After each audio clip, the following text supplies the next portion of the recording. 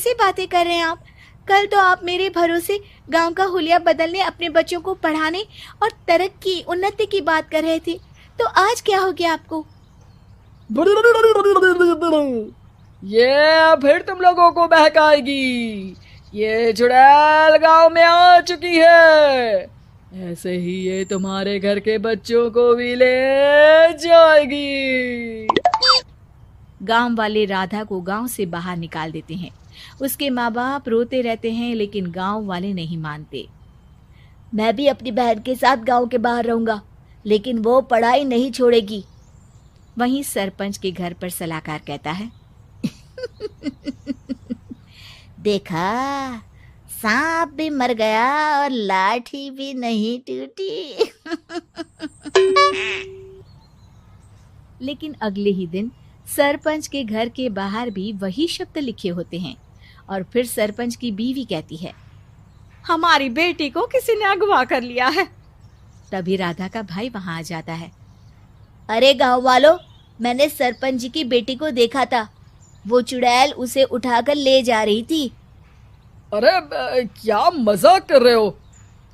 नहीं नहीं सरपंच जी, आप नहीं जानते। वो चुड़ैल अब आपकी बेटी में आ जाएगी, जैसे राधा के अंदर आ गई थी। तभी सरपंच की बेटी वैसी ही हालत में वहां आती है जैसे राधा आई थी।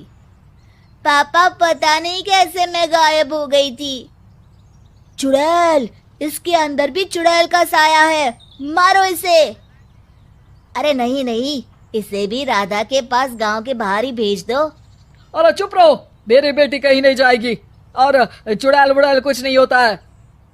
अरे कैसे बात कर रहे हो सरपंच जी? आप तो बोल रहे थे कि आपका फैसला भगवान का ज्ञान होता है, तो अपने पर बात आई तो अब आप ऐसे बोल रहे हैं। अरे ना ना ना, आपको अपनी बेटी को त्यागना ही होगा।